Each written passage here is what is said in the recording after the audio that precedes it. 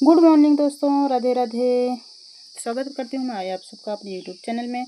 आज मैं बनाने जा रही हूँ पराठा। पराठे के लिए आटा लगा रही हूँ। आटा मेरा लग के तैयार हो गया। अब मैं पराठा सेक रही हूँ। पराठा सेक के बच्चों को दिखाने को। उसके बाद मैं अब दोपहर के लिए चावल फ्राई कर रही हूँ।